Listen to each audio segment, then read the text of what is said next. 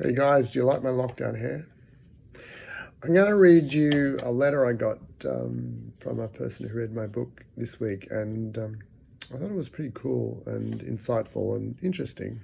Not everything in it kind of was totally accurate, but it was a really interesting letter. So, sweet person who wrote this. Hi, Dr. Harris. Just to let you know, I thoroughly enjoyed reading your novel, Imagine.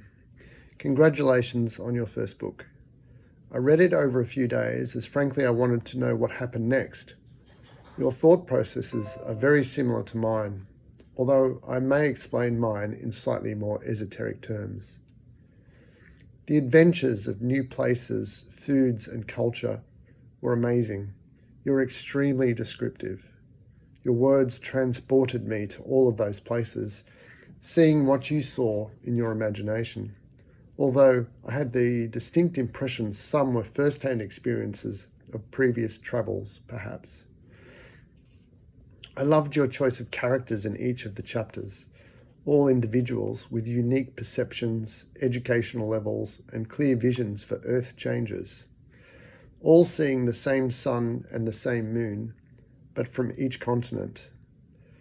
I loved the feeling it gave me of how they had all connected to the underlying collective unconscious.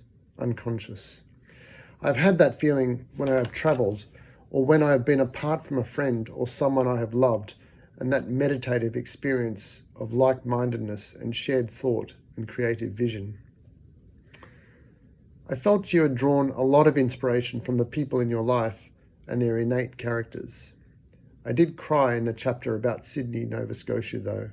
I felt you had drawn so much from yourself for your character, Robert. Not quite true.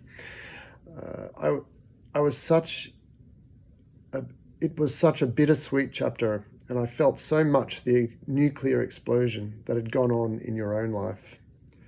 There were so many levels in that chapter, and I felt that emotion on a deep level. It was both literal and figurative. Nuclear medicine and nuclear explosion, duality. I don't know if your symbology was intentional or quite subliminal.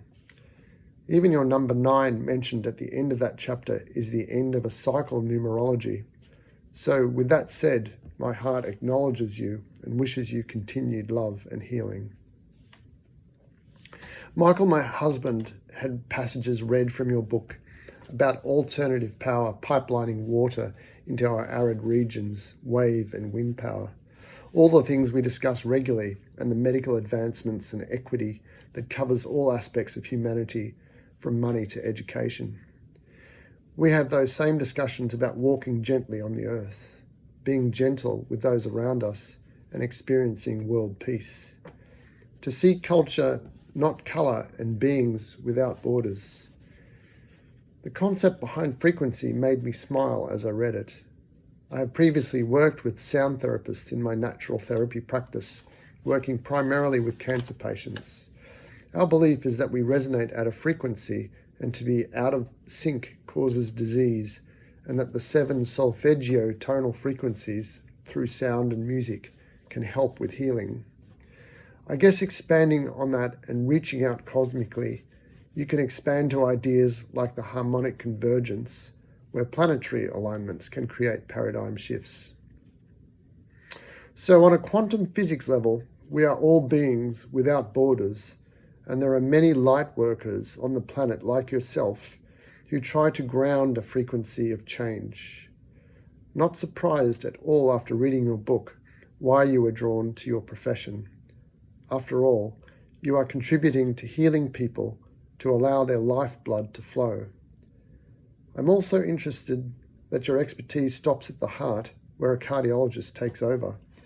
Maybe your life's journey is in fact too close to the heart.